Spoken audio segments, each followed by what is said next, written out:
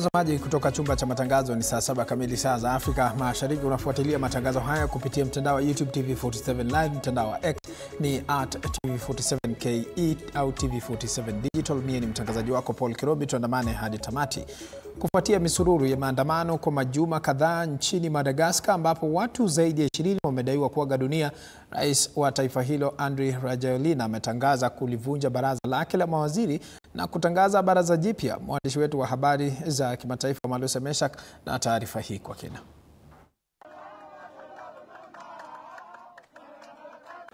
Hapa ni jiji kuu la Madagascar, Antananarivo.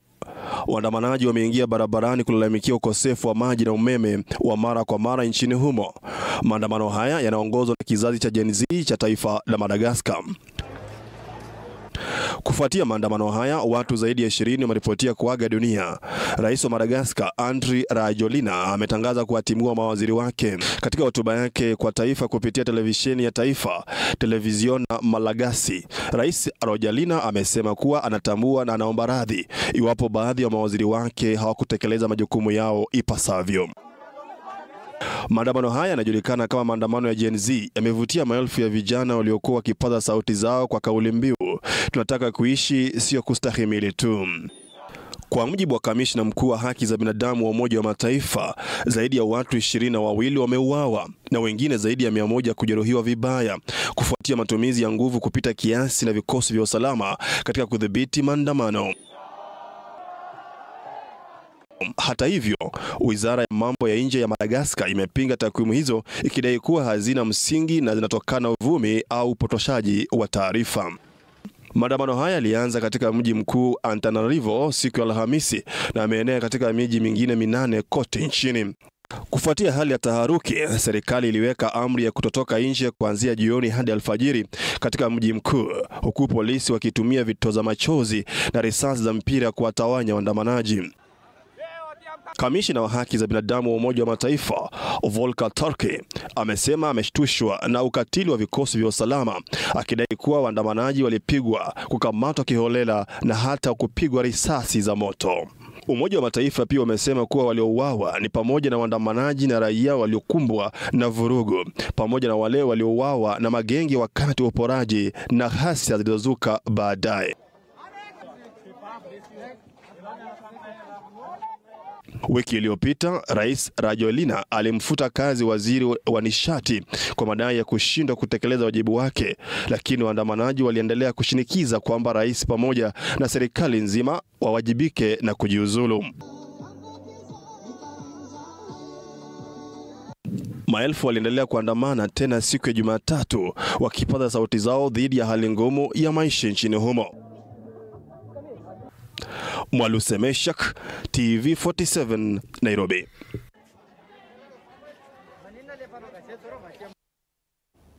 Asante sana Mwalusa Meshak kwa taarifa hiyo. Wito umetolewa kwa wakazi wa kaunti ya Vihiga ambao hawajajisajili kuwa wapiga kura kujitokeza ili kusajiliwa.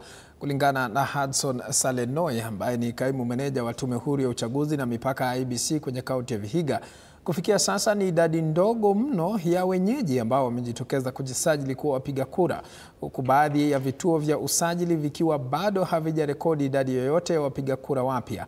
Kulingana na meneja huyo wa IEBC, shughuli hiyo inalenga kuwasajili wapiga kura wapya 1085 katika kaunti ya Vihiga kufikia mwaka 2027.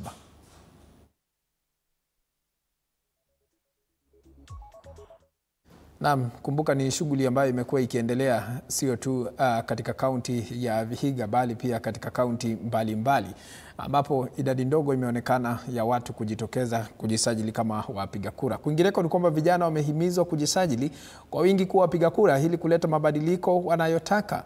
Kulingana na washikadau wa masuala ya uongozi, iwapo idadi kubwa ya vijana itajitokeza kujisajili, itakuwa sababu tosha ya kuonyesha wako tayari kuleta mageuzi kwenye uchaguzi mkuu wa mwaka 2027.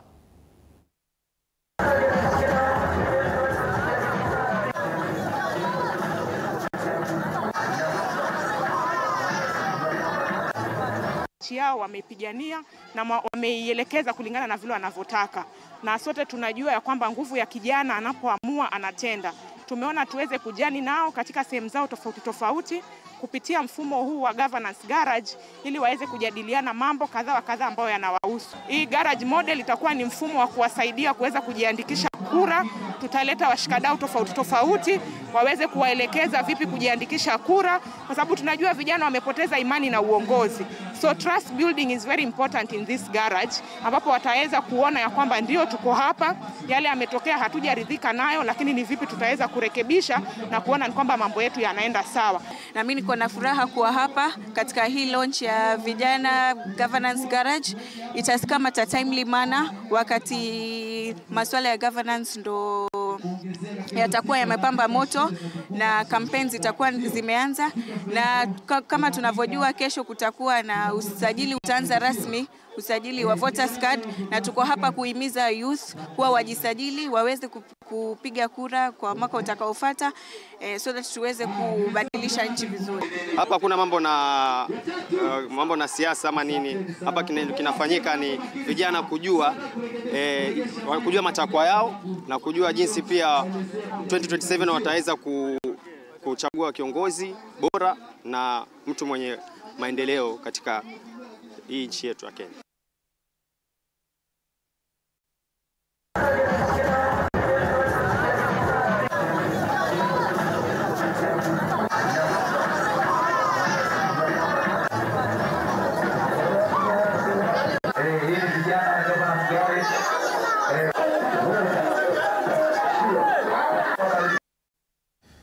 Naam, mtazamaji, tukirejelea taarifa ya hapo awali ni kwamba wito umetolewa kwa wakazi wa kaunti ya Vihiga ambao hawajajisajili kuwa wapiga kura kujitokeza ili kusajiliwa. Kulingana na Hudson Salenoi ambaye ni kaimu meneja wa Tume Huru ya Uchaguzi na Mipaka ya IEBC kwenye kaunti ya Vihiga, kufikia sasa ni idadi ndogo mno ya wenyeji ambao wamejitokeza kujisajili kuwa wapiga kura, huku baadhi ya vituo vya usajili vikiwa bado havijarekodi idadi yoyote ya wapiga kura wapya. Kulingana na meneja huyo wa IEBC, shughuli hiyo inalenga kuwasajili wapiga kura wapya 85,000 katika kaunti ya Vihiga kufikia mwaka wa 2027. So jana tulianza zoezi la kwa usajili watu kwa kaunti mzima. Tunafanya usajili kwa kila eneo la bunge. So Vihiga tuko na eneo 5, tuko na Vihiga constituency, Hamisi constituency, Sabatia na Emuhaya na Luanda. Jana tulianza zoezi hilo, ilianza kwa polepole kabisa. Tulifungua maofisi saa 2 asubuhi mpaka saa 11 jioni. Na jana kwa Vihiga constituency tulipata watu 2, Hamisi watu 2, Sabatia hakuna mtu alijitokeza, Emuhaya watu 2, Luanda watu 2. So kaunti mzima tulianza kurejista watu chache sana, watu 8. So leo tunatarajia tukurejista watu kadhaa. Tayari ofisi zetu zimefunguliwa na tayari tunaendelea kufanya kazi. Kwa hili zoezi kama Vihiga County tuko na matarajio tusajili watu mpaka tuseme kuanzia saa hizi mpaka 2027 February ama mpaka mwezi 8 kabla ya kupiga kura, tunatarajia kusajili watu 88,411. Kila eneo la bunge ina matarajio yake, lakini hiyo tumeweka mara 3. Kuna hii tunaita continuous voter registration, ama hii sasa yenye tunaendelea, tunatarajia kusajili watu kama 8,000. Tuko bado na kitu inaitwa mass ama enhanced continuous voter registration yenye tutaanza December huko ama early January, ambayo tunatarajia kusajili kwa kaunti mzima watu 35,000. Mwaka kesho pia tunatarajia kusajili watu 44. So kwa jumla tunatarajia by the time tunaenda kufunga usajili ya watu tuwe tumerejista watu 88,411. Na tukitoka huko kwa sasa tuelekee maeneo mengine ambapo wito umetolewa kwa vijana kujiunga na makundi ya kijamii ili waweze kunufaika kwa ruzuku ya serikali kuu na ya kaunti ya Mombasa inayolenga makundi ya vijana wakiongozwa na mwakilishi wa wadi ya Mjambere katika kaunti ya Mombasa, Amria Boy Juma, wamesisitiza umuhimu wa vijana kujiunga na makundi ya kijamii ili kujinasua kutoka katika matumizi ya mihadarati. Aidha, vikundi 30 viliunganishwa kuunda vikundi 5, huku wakiahidi kuunganisha vikundi vingine 40 mwezi ujao. Watapata mengi wakishirikiana, wakiungana pamoja, wataweza kujikimu kimaisha na wataweza kujisimamia. Kwa hiyo tumefanya uzinduzi huu ili uweze kuwasaidia na waweze kujisimamia. Niwapongeze wananchi ambao leo wanapokea cheti chao cha uzinduzi. Niwaambie hiyo ndio njia, manake miradi ya serikali haiwezi kuja kwa nyumba, lazima muwe mko kwa hizi vikundi ama organized group ndo muweze kutap into those resources. Hawa vijana siku watakaolipwa wao ndio siku gavana wa Mombasa analipwa.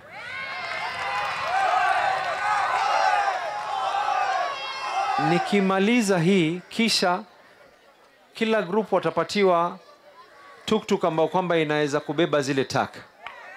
Wataambiwa nendeni mkazipeleke mahali fulani ili kesho tusiwe na kadongo. Na waomba wenzangu wadogo, tutoke kwa wingi, tuacheni mihadarati, tuacheni mogoka, tuacheni mkatu idol. Tunufaike kwa kupitia huyu mama. Na tukitoka huko, wacha tufululize hadi katika maeneo ya Elgeyo Marakwet, ambapo huku shughuli ya usajili wa wapiga kura ikiendelea nchini. Afisi za IEBC mjini Iten katika kaunti ya Elgeyo Marakwet zinaendelea kuwa wazi. Hata hivyo, afisi ya Keyo Kaskazini haijasajili hata mpiga kura mmoja tangu usajili uanze jana. Kulingana na Robert Tarus, msaidizi wa msajili wa wapiga kura katika Keyo Kaskazini, wanatarajia kusajili wapiga kura wapya 1404 na amewataka wakazi kujitokeza ili waweze kupata nafasi ya kuchagua viongozi wao mwaka 2027. Maafisa wa IEBC sasa wanatoa wito kwa wadau wote kushirikiana katika kuhamasisha watu ambao bado hawajasajiliwa kujitokeza na kusajili kuwa wapiga kura. Jana zoezi hili lilianza officially na hapa Keyo North hatujaweza kuregister hata mtu mmoja. Tulipata tu watu wawili ambao walikuwa wana transfer kura zao kutoka eneo zingine kuja upande huu. Kwa sasa hatujaweza kuregister. Siku ya leo pia unaona ni siku ya pili na masaa pia zimeenda na bado hatujaweza kupata vijana. Tunawahimiza kwamba waweze kujitokeza sana. Wachukue vitambulisho, wale wajaweza kuchukua vitambulisho pale Huduma Center ama popote pale, waende wachukue vitambulisho zao, wakuje waweze kujiandikisha. Kwa hapo mbele kidogo tutaweza pia kuwatembelea, but ni muhimu waacha wale wako karibu waweze kujitokeza, wale wako na vitambulisho already waanze kukuja. Projection ya Keyo North tunatarajia kuregister watu 1404. Hiyo ni target ambayo tuko nayo kwa sasa, na inawezekana tuweze kusurpass hiyo target, kwamba vijana wengi wakiweza kuelewa maana ya kuchukua kura, kutakuwa na ile self direction kwamba wao wenyewe watajitokeza. Wasiwe watu wa kuhimizwa, lakini wakuwe watu ambao wenyewe wanataka kutake responsibility, waweze kujitokeza mapema hii. Asante. To enlist. So it is our call to young generation, this Gen Z, please to come out and register as voters. Time is now. We have started and we are ongoing. I would like also to call upon our stakeholders, our prospective new applicant for registration, that the current system we are using is very efficient. In 2 minutes you are done with the whole process of registration. I would like also to call upon all those voters who have registered, please you can update your information because our biometrics are up to date. Tukitoka huko kwa sasa, wacha tuelekee maeneo mengine, hasa maeneo ya Nandi, ambapo seneta wa Nandi Samson Cherargei ameitaka idara ya upelelezi wa makosa ya jinai DCI kufanya uchunguzi wa kina kuhusu vifo vya kutatanisha vinavyoripotiwa vya Wakenya wanaofanya kazi katika mataifa ya kigeni. Akizungumza katika eneo la Chesumei katika kaunti ya Nandi Wakati wa ibada ya mazishi ya Felix Limo wa umri wa miaka 34 alikuwa akifanya kazi ya ulinzi nchini Qatar, Seneta Cherargei amesema kuwa mwili wa marehemu ulipatikana katika jengo ambalo halikuwa limekamilika mwezi mmoja na nusu uliopita. Aidha, amefichua kuwa zaidi ya Wakenya 200 wamefariki wakiwa nje ya nchi katika mazingira yenye utata bila familia zao kupata haki. Amesisitiza kuwa taifa linapokea zaidi ya shilingi bilioni 800 kila mwaka kutoka kwa Wakenya wanaofanya kazi nje ya nchi. Hivyo ni wajibu wa serikali kulinda maslahi yao ipasavyo. Ministry ya Foreign Affairs na Diaspora watusaidie, kwa sababu for the last 5 years tumepata maafa in the Middle East na diaspora ya watoto wetu 254 deaths which are unexplained. I want to challenge DCI and Ministry of Foreign Affairs with other countries like Qatar, like Saudi Arabia, anywhere, even UK and US and Australia and diaspora across the nation. Nataka tuulize kama watoto wetu waliokufa nje za nje na hatujaambiwa sababu ni nini. Tunataka serikali watuambie wale watoto wetu wanaangamia ng'ambo. What is the reason? What is the cause? Na kama kuna mtu alihusika kwa vifo ya watoto wetu, lazima washikwe na wafunguliwe mashtaka. Tunapoongea 2023-2024, serikali ya Kenya ilipata 800 billion Kenya shillings kutoka watoto wetu ambao wako ng'ambo. Na ndio maana tumeunda Diaspora Affairs. Mimi hata naomba hapo tukienda mbele, kwa sababu hii ni the highest foreign exchange ya taifa ya Kenya, imeshinda majani chai, imeshinda tourism, lazima in future tupe minister wa Diaspora Affairs, ndio watoto wetu wakipata shida kuna ministry inashughulikia. Tukitoka huko, wacha tuelekee maeneo ya Kirinyaga ambapo kijana wa miaka 25 aliyekuwa ametoka eneo la Ngesha Limuru alizama katika maporomoko ya Kagere katika kaunti ya Kirinyaga. Familia yake sasa imepiga kambi kando ya mto Kirinyaga ikisubiri kupatikana kwa mwili wake, huku wakazi wakitaka serikali kuchukua hatua za usalama katika maeneo ya watalii. Susan Locho anatuarifu mengi zaidi. Ilikuwa safari ya furaha kutoka Limuru hadi Kirinyaga. Lakini kwa familia ya John Rimui ikawa mwanzo wa majonzi yasiyoelezeka. Vijana walikuwa wametoka Limuru na walikuwa wengi, walikuwa na basi. Sasa wakakuja hapa, alafu wakasherekea, mmoja akaanguka. Kijana huyo mwenye umri wa miaka 25 aliteleza kwenye jiwe lililo na utelezi wa maji alipokuwa akipiga picha katika maporomoko ya Kagera na kuzamia kusikojulikana. Kwa sababu ya kijana yetu alianguka jana kwa mto, na sasa mahali ako bali sana, watu wanajaribu kumtoa na wanawezwa. Kwa siku 2 sasa, familia yake na wakaazi wa Kangatia wamepiga kambi kando ya mto Kiringa wakiwa na matumaini ya kuupata mwili wake. Tangu saa hii tumefika hapa asubuhi, hatujafanikiwa. Tumekuwa na madaifas, inaonekana kama wamesidwa.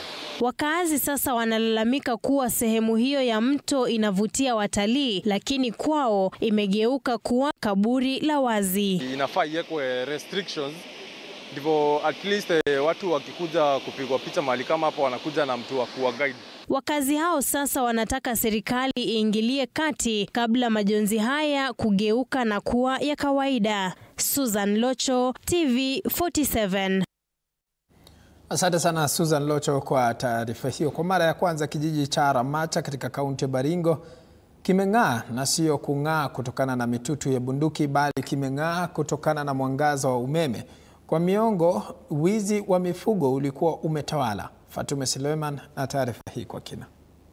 Waswahili wanasema baada ya dhiki ni faraja. Wakazi katika kijiji cha Ramacha, Baringo Kusini, wamepata faraja ya maendeleo baada ya kukaa kwa miaka bila maendeleo, hali iliyosababishwa na utovu wa usalama. Amani katika Baringo Kusini, amani. Kulingana na wakazi, utovu wa usalama umesababishwa na wizi wa mifugo, hali ambayo ilisababisha jamii ya Ilchamas, Tugen na Pokot kutoelewana kabisa, kusababisha watu wengi kufariki, huku wengine wakihama kwa kuhofia usalama wao. Hakuna mtu alikuwa anakuja hapo kwa mguu. Hata leo ni mara yangu wa kwanza nisimame hapa. Wakuja hapa. Sababu alikuwa hakuna amani. Tumepoteza watu zaidi ya 474 ambao wako kwa ardhi kwa ajili ya bunduki na risasi. Kwa sasa hali ya amani imerejea katika jamii hizi na maendeleo yameleta umoja miongoni mwao, ambapo shule zimeanza kufunguliwa upya, umeme umeanza kusambazwa na miradi mingineyo ni dhahiri. Na baada ya stima tukaanza kufufua tena shule. Na ndio sababu tuko na shule kwa sasa hapa na tuko na wanafunzi na hadi darasa la 3 na tunaendelea kujenga saa hizi. Amani imeleta mwanga katika jamii, kwani wakazi wengi walikuwa hawajui umeme ni nini. Hawakuamini macho yao baada ya kuona shule ya msingi ya Ramacha ikitiwa umeme. Sai tena tunaona stima. Tena tunashukuru sana. Hii ni mara ya kwanza watu wa area kuona stima. Tutafanya hata wazazi wawe free kutembelea shule, waone stima mara ya kwanza kwa maishani mwao, hata watoto. Shughuli ya usambazaji wa umeme iliongozwa na waziri wa kawi Opiyo Wandayi, huku akiwarai wakazi kudumisha amani ili maendeleo yaweze kufanywa zaidi. This is a very, very high potential area. It can produce food, it can produce livestock. It can actually contribute immensely towards economic development of the country. But only if peace prevails. Fatime Suleiman, TV47. Asante sana Fatime Suleiman kwa taarifa hiyo. Tume ya Kitaifa ya Usawa na Jinsia NGEK imeanzisha kampeni katika kaunti ya Murang'a dhidi ya unyanyasaji wa kijinsia GBV, ikitaja viwango vya kutisha vinavyohatarisha ustawi wa jamii na nchi. Wakati wa ziara katika afisi ya gavana wa Murang'a, afisa mkuu mtendaji wa tume hiyo Purity Ngina alisisitiza kuwa 70% ya wanariadha wa kike wamepitia unyanyasaji wa kijinsia, akiomba hatua za haraka kutoka sekta mbalimbali kumaliza visa hivi. Aidha, alifichua kuwa 15% ya wasichana nchini wamepata mimba za utotoni, mara nyingi kutokana na ubakaji, akielezea hili kama janga linalovunja moyo. Vilevile amesema kuwa tume hiyo inafuatilia viwango vya usawa na kesi za unyanyasaji wa kijinsia zilizofikishwa mahakamani, huku waathirika wakikosa haki. We are holding the government accountable, because if we have a backlog of SGBV cases in some counties, it tells us that something must be done. We should always remember that matters of gender-based violence are criminal, they should be reported, and the law enforcers should take a charge of that. But it is not good to always go to the court. We think it is good to prevent. Prevention is better.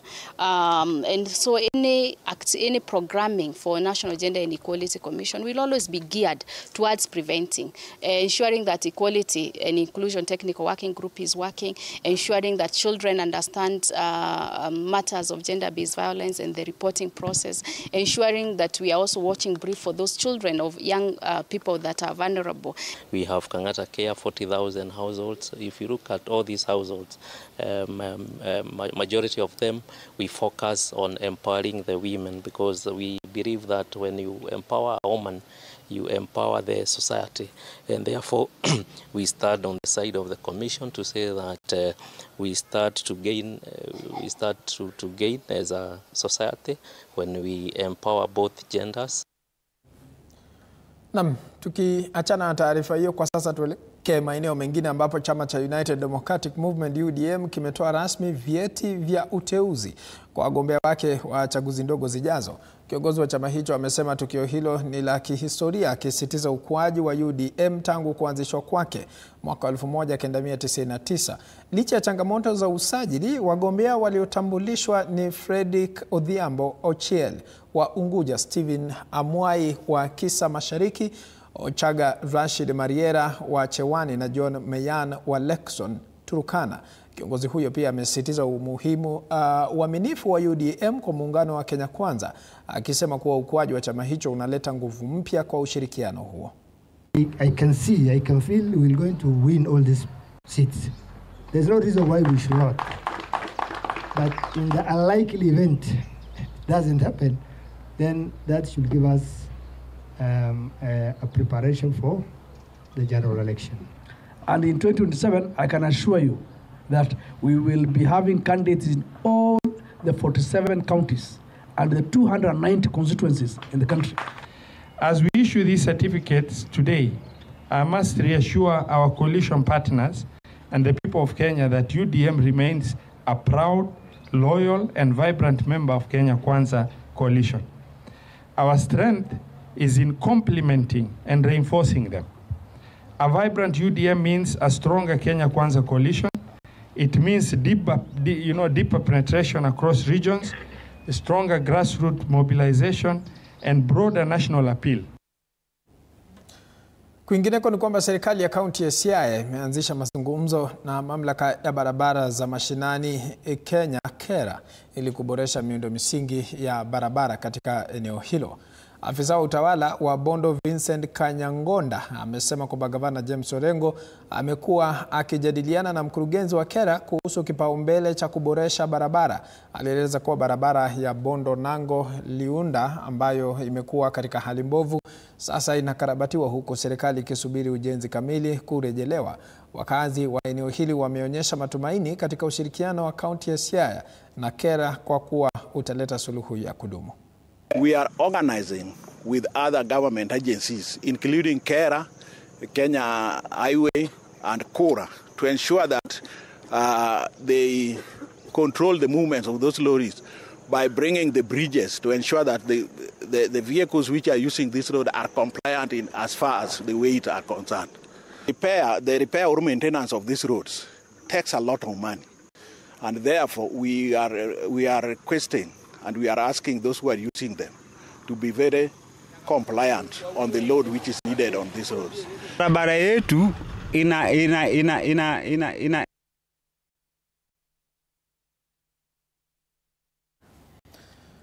Tukiachana na taarifa hiyo, acha tufululize hadi katika kaunti ya Kitui ambapo ni afueni kwa wakazi wa wadi Hanguni katika kaunti ya Kitui baada ya serikali ya kaunti hiyo kufungua hospitali mpya ili kuhudumia wakazi ambao wamekuwa wakisafiri kilomita zaidi ya 20 wakisaka matibabu. Akifungua zahanati ya pili katika eneo la Masavi na Sosoma, gavana wa kaunti hiyo Julius Malombe alisema kuwa hospitali nyingine 30 mpya zitafunguliwa na kuwekwa dawa ili kuweza kuimarisha afya katika kaunti nzima. Aidha, madaktari tosha watatumwa kwenye hospitali mpya ili kutoa huduma tosha kwa wakazi. Hii area ya Hanguni kuzindua hospitali ambayo inaitwa Sosoma Dispensary, kwa sababu kutoka hapa kwenda hospitali ambayo iko karibu kule pande ya Ukasi ni kilomita 27, na tuliona si vizuri watu wetu wawe wanatembea kwa umbali namna hiyo.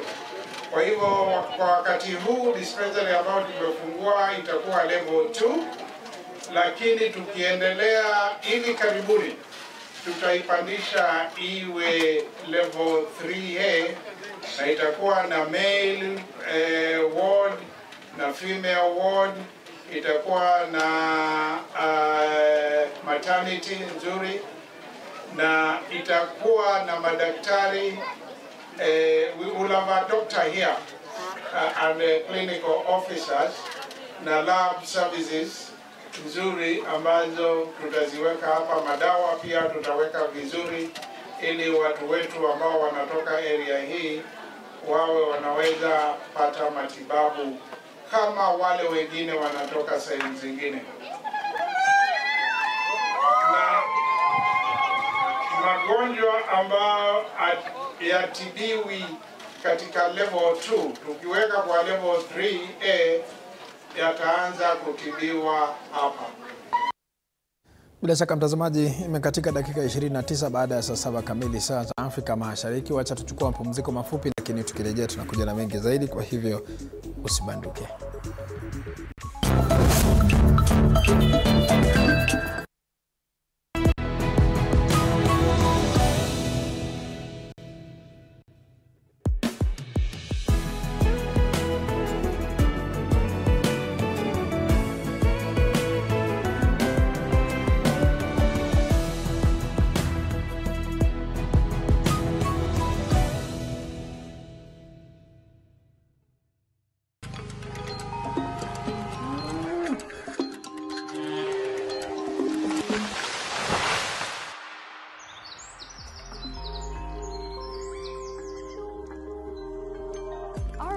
is changing every day, and so should we, for the better. Each week, we tackle the big why, the question that should be on everyone's mind.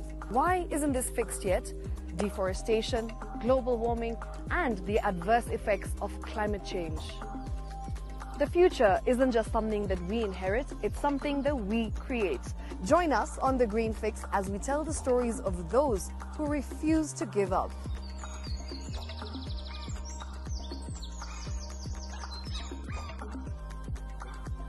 When it comes to fixing the planet, there is no time to waste.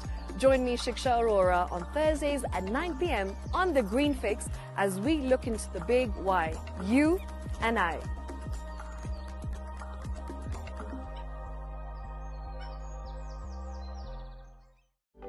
For comprehensive information and education on your health, Body Garage is here. Don't allow anyone to pluck out your good tooth, as long as it is strong and stable. Cancer doesn't start today and you get the symptoms tomorrow. By the time you pick it or the time it is manifesting in you, probably will be there about 5 to 10 years. The eye is the window to the rest of the body. Don't forget to stay hydrated. And of course, you at home do take your water. So the ultimate test is actually you check your urine. Your urine should be clear. Clear like the water? Yes. Should be able to see the other side of the urine. If your urine is colored or has changed color, you cannot see the other side, then you have not taken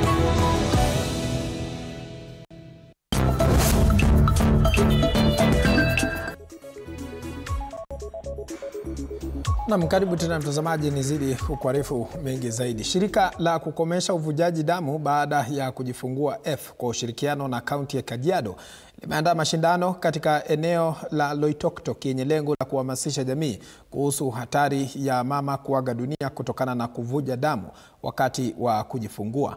Kulingana na takwimu za kaunti hii, akina mama 11 wamefariki kutokana na tatizo hili, huku wengine wakipuuza maagizo ya madaktari ya kutembelea kliniki. Waziri wa afya wa kaunti Kajiado Alex Kelua amewataka akina mama kusitisha desturi ya kujifungulia nyumbani, akisema kuwa imepitwa na wakati na kusababisha vifo ambavyo vinazuilika. Aidha, amewashauri kujisajili kwa bima ya afya ya SHA ili kugharamia matibabu bila kikwazo cha kifedha. Tunataka kukanusha maneno ya wamama kuzalia nyumbani. Umesikia hospitali zetu ziko na madaktari, hata umesikia specialist gynecologists wako pale, na tukiongea maneno ya mama tunaongea kwa ukaribu pia maneno ya mtoto. Sana sana hata barabara ni mbaya, mama anataka kujifungua, tunakosa namna ya kumleta hospitali. Kwa hivyo mama anajifungua pale, anapata shida, anatoa damu mingi sana hadi anapoteza maisha. Kila mama ambaye anajifungua hatujui vile itakavyoenda, na ukiwa hospitali ni ubora zaidi. Ikiwa kuna any complication, madaktari wanaweza kushughulikia mama kusimamisha hiyo shida ya uvujaji wa damu. Hiyo kuvuja damu inawezekana kuizuia. Kupitia njia gani? Wamama kuja kwetu mapema, tunawaona mapema katika hospitali zetu. Tunajua shida zao, kama kuna shida fulani tunawasaidia na tunatembea na wao katika safari ile ya mimba. Tukiachana na taarifa hiyo, takwimu zinaonyesha kuwa vifo barabarani vinaongezeka kwa kasi. Hali hii ni changamoto kubwa inayotatiza familia na taifa kwa ujumla. Faith Wangare na taarifa hii kwa kina.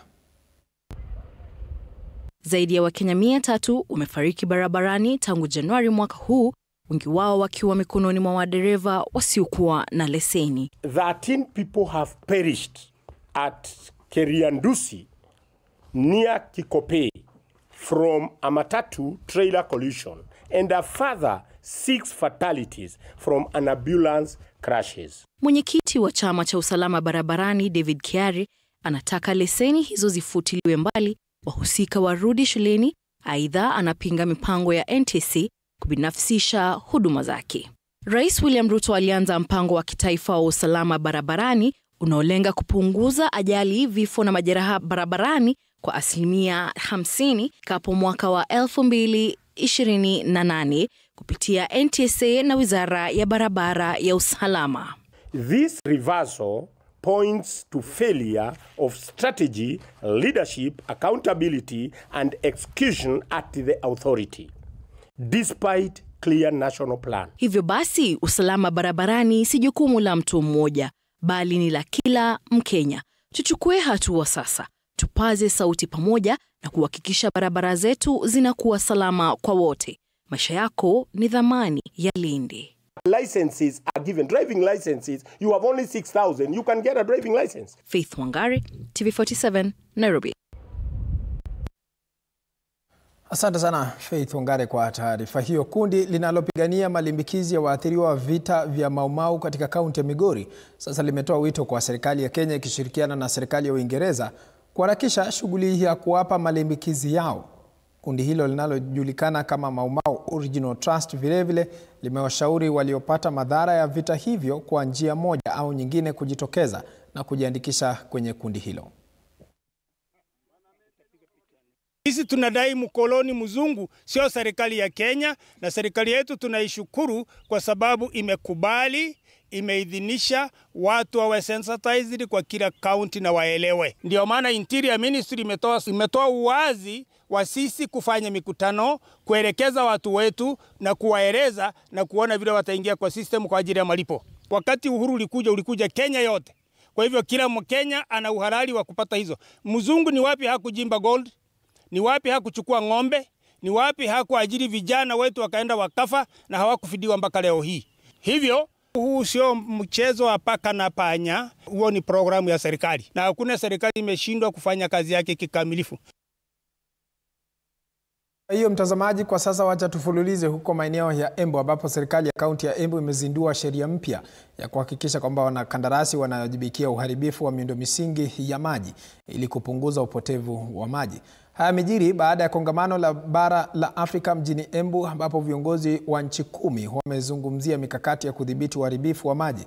Mkurugenzi wa kampuni ya maji ya Ewasco James Njue amesema kampuni hiyo inapoteza karibu shilingi milioni 4 kila mwezi, lakini hatua mpya zinaweza kuokoa zaidi ya milioni 50 kila mwaka.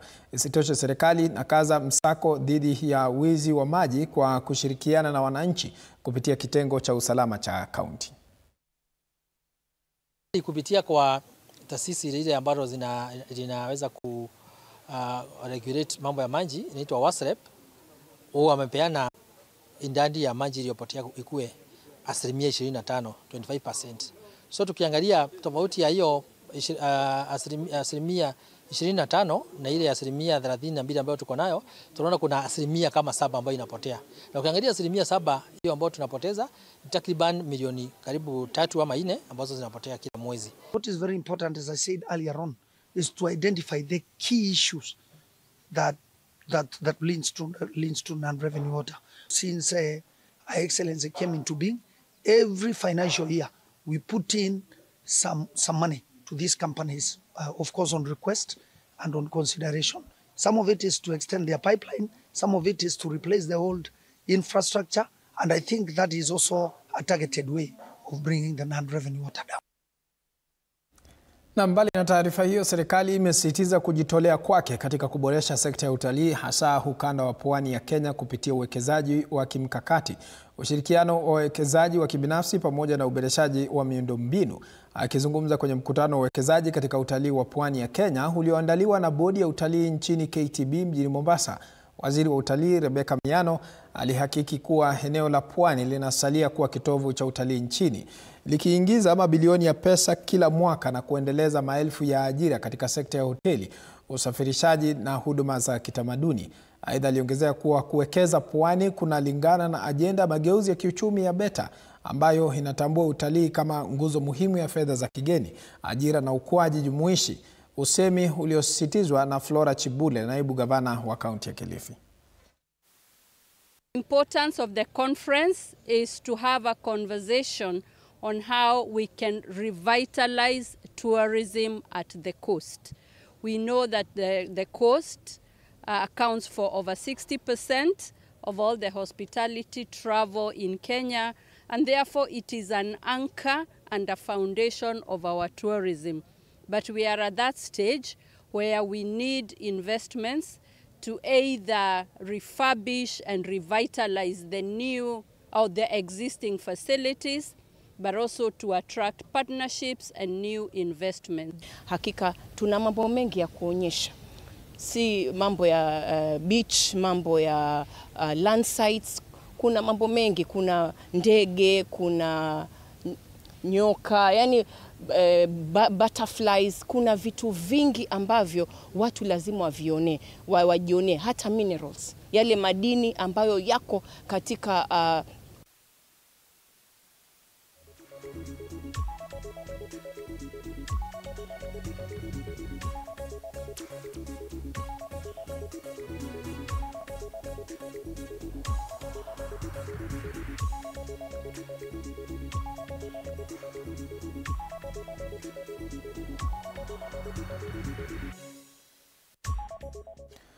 Na tukiachana na taarifa hiyo, kwingineko ni kwamba waziri mwenye mamlaka makuu Musalia Mudavadi amesema nchi ya Kenya imepeleka ujumbe nchini China kwa mazungumzo ya kuboresha biashara huru kati ya mataifa haya mawili. Wakizungumza katika hafla ya kusherehekea miaka 76 ya uhuru wa Jamhuri ya China, Mudavadi na balozi wa China nchini Kenya Guo Haiyan wameunga mkono ushirikiano ulioboreshwa wa kibiashara kati ya China na Kenya. Mudavadi amesisitiza haja ya nchi nyingine za Afrika kukubali fursa za kimaendeleo zitakazoletwa na biashara huru. Aidha, Guo amesema China imekuwa katika mstari wa mbele kusaidia ukuzi wa Kenya na nchi za Afrika kwa ujumla. Mudavadi naye ameeleza kuwa wanafanya kazi ya upanuzi wa reli ya SGR hadi Malava na barabara ya Mau Rironi, kando na miradi mingine. This year marks a new chapter of continuity and new progress in our bilateral relations. Since the establishment of diplomatic ties, we two nations have respected and supported each other. We have built our cooperation under the Belt and Road Initiative, a hallmark of bilateral relations. We have steadily deepened our all-round strategic cooperative partnership. The Chinese people will never forget that. We are seeing a lot of volatility in the trading arena. So if African countries, and I think one has already concluded,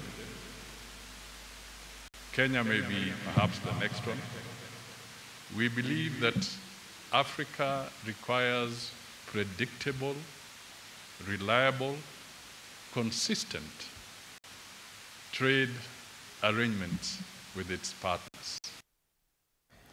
Bali na taarifa hiyo, mtazamaji, tukielekea maeneo ya Makueni, huku mzozo na mvutano wa usimamizi wa walimu wa sekondari msingi ukiendelea kushuhudiwa humu nchini, serikali kupitia kwa Wizara ya Elimu imetakiwa kuingilia kati na kusuluhisha tatizo la ni nani au ni wapi walimu wa shule hizi wanafaa kusimamiwa.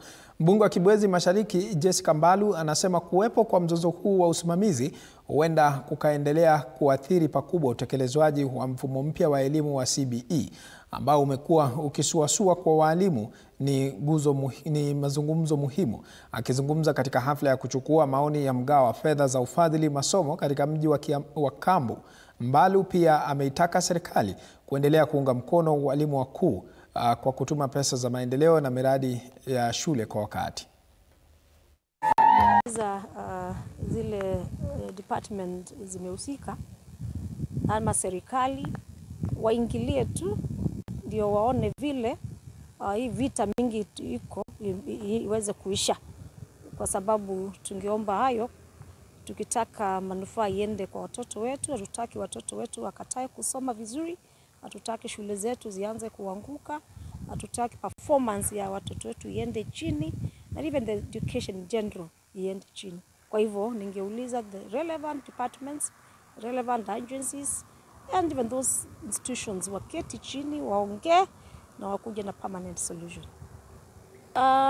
Shule mingi sasa za kwetu na nafikiri Kenya yote wanaendelea na kuumia sana kwa sababu serikali inapeana pesa na ni kidogo late. Tungependa kuuliza wapeane pesa za shule zetu mapema ndio shule na management waanze kujipanga na waweze kutengeneza shule zetu na watoto wetu wapate kusoma. Naam, mbali na taarifa hiyo mtazamaji, mabadiliko ya hewa, uchafuzi wa bahari, uvuvi haramu na shughuli nyingine za kibinadamu vimetajwa kama hatari kubwa ya mustakabali wa bahari iliyo salama na ya kuleta maendeleo endelevu. Akizungumza jijini Mombasa katika kongamano la 13 la Jumuiya ya Sayansi ya Bahari ya Magharibi ya Bahari ya Hindi, ambalo limewaleta pamoja washiriki zaidi ya 1200 ambao ni wanasayansi kutoka mataifa 42 yanayopakana na Bahari Hindi. Mwenyekiti wa taasisi ya utafiti wa bahari na uvuvi Kenya, KEMFRI, Wenwa Akinyi, alisema kuwa kongamano hilo linaakisi nafasi inayoongezeka ya Kenya katika kupiga jeki sayansi ya bahari na ukanda wa pwani. Semi ambazo ziliungwa mkono na afisa mkuu mtendaji wa taasisi hiyo Paul Orina. Kongamano hili lenye kauli mbiu ya kuunganisha watu, sera na bahari liling'oa nanga jana, likitarajiwa kukamilika Ijumaa, wakati ambapo baada ya wanasayansi kuwasilisha miswada yao ambapo litawahusisha pakubwa wavuvi wa nchini, wito wa uvumbuzi zaidi ukitolewa ili kuvuna pakubwa kutokana na uchumi wa majini. We encourage scientists to be bold in presenting their findings, the policy makers to listen attentively, and for all of us to commit to translating knowledge into action. On behalf of the KEMFRI Board of Management, I wish to assure you that KEMFRI remains committed to providing the leadership, research infrastructure, and institutional support required to keep Kenya and the Western Indian Ocean region at the cutting edge of marine and coastal science. Issues of fishing, overfishing, using illegal gears, abandoned gears in the ocean, and what the kind of damage they are causing, and the very many other activities that are taking place. How do we have conflicting issues between the various users of the ocean waters? Issues tourism, issues transport, issues food security.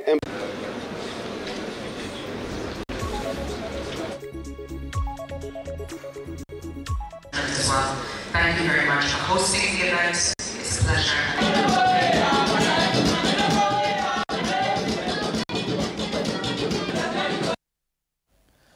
Mbali na taarifa hiyo mtazamaji, muungano wa walipa kodi nchini, yani Kenya Taxpayers Association, unatoa wito kwa serikali kuu kuangazia maslahi ya waathiriwa wa ugonjwa wa saratani ili kuondoa unyanyapaa miongoni mwao. Wakizungumza katika hafla ya uhamasisho kwa wakazi wa Nyanza namna ya kutambua dalili za ugonjwa huo na kuzuru vituo vya afya jijini Kisumu, afisa mkuu mtendaji wa muungano huo Patrick Nyangweso pamoja na afisa wa huduma za afya Josephine Otuka wapendekeza serikali kutenga kiasi kikubwa cha fedha za ushuru na kuelekeza katika idara husika kuwasaidia waathiriwa wa saratani.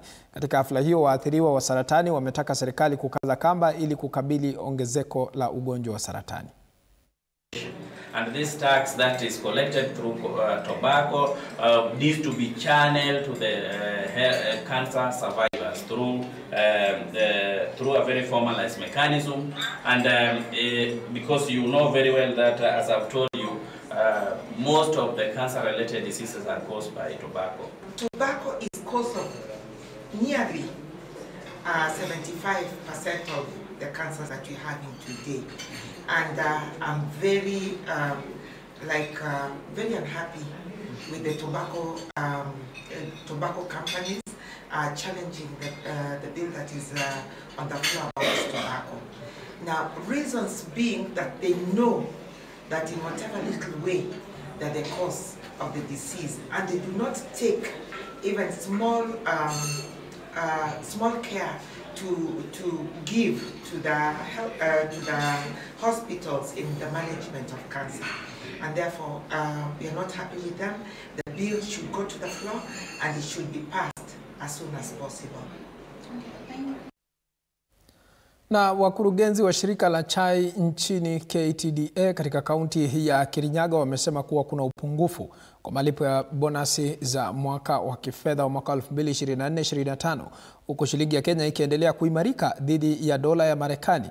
Kwa mujibu wake, mkurugenzi wa kiwanda cha chai cha Ndima John Mithamo amesema kuwa chai huuza kimataifa kwa dola na shilingi, isipokuwa imara mapato ya mkulima huenda chini, hali ambayo anasema kwamba huathiri malipo ya bonasi kwa wakulima. Malipo ya bonasi kwa wakulima wa chai mwaka huu yamepungua yakilinganishwa na mwaka jana, hali ambayo imezua hisia mseto miongoni mwa wakulima wa Kirinyaga na maeneo mengine humu nchini, wakurugenzi wakibainisha sababu kuu ya kupungua kwa malipo haya ni kupungua kwa dola kutoka shilingi 160 hadi 129, jambo ambalo limepunguza mapato ya wakulima. Tumekutana kwa sababu ya ile matokeo ya Friday ya bonus, na tuliona ya kwamba zoni yetu imefanya vizuri sana, na ile kitu imefanya pesa zingine zipunguze ni kwa sababu ya dola. Dola last year ilikuwa inauza na 160, lakini mwaka huu inabadilisha na shilingi 1029. Kwa hivyo ukiangalia lazima pesa zingeenda chini.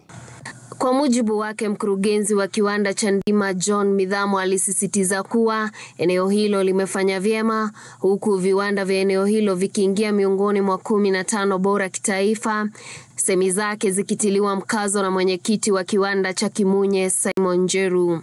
Na tungetaka kuambia wakulima wa majani chai kwamba bei ambayo tulilipa haikuwa mbaya sana, na mtu ni vizuri kulinganisha factory yake na zingine, kwa sababu kuna factories zingine zimepoteza hata shilingi 10 ukilinganisha bei ya mwaka huu na mwaka uliopita.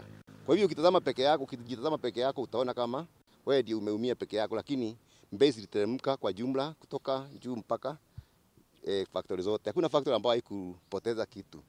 Akihutubu upande wake, mwenyekiti wa kiwanda cha Dhumaita Richard Magu alifichua kuwa viwanda 5 vya eneo hilo vinahudumu zaidi ya wakulima 70,000 na mwaka huu vimetoa jumla ya shilingi bilioni 5 kwa malipo ya bonasi. Hata hivyo, alionya kuwa mgomo wa maandamano si suluhisho, akirejelea wakulima wa Kangaita waliokataa kuvuna chai kwa madai ya malipo duni. Tukihuzunika sana kuona factory moja yetu hii Kangaita wameanza siasa nduni, siasa ambayo itarudisha hiyo factory nyuma. Na sisi tunaongea kwa sababu hii ni mambo ambayo tumeona. Kwa hivyo sisi tumekuja na pia kuomba wakulima wa Kangaita, tafadhalini endeni muongee mambo yenu kinyumbani. Muache kuleta siasa kwa majani chai. Mkigoma hakuna factory mtenda kuharibu, mnaharibu tu factory yenu ya Kangaita, na hiyo quality pale kwa soko haitakuwa mzuri. Aidha, viongozi hao wamehimiza wakulima kuangalia viwanda vilivyopelekea malipo ya juu na wajifunze mbinu zao ili kuongeza mapato yao, huku wakisema njia pekee ya kufanikisha malipo bora siku za usoni ni kuboresha mashamba na kuhakikisha wakulima wa chai nchini wanaendelea kuuza chai hii kwa bei ya katika soko la kimataifa. Carol Wangari Wanjiru, Runinga ya TV47.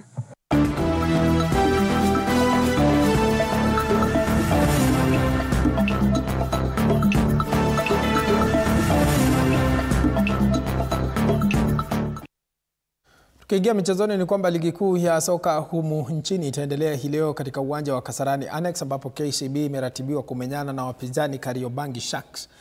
Mechi hii inaandaliwa siku chache tu baada ya KCB kuandikisha ushindi wa bao 1 kwa mitungi dhidi ya timu ya Mathare United, huku Kariobangi Sharks wakilenga kuandikisha ushindi wao wa kwanza wa msimu huu. Uzoefu unalipa. Ni Elias Yecheseka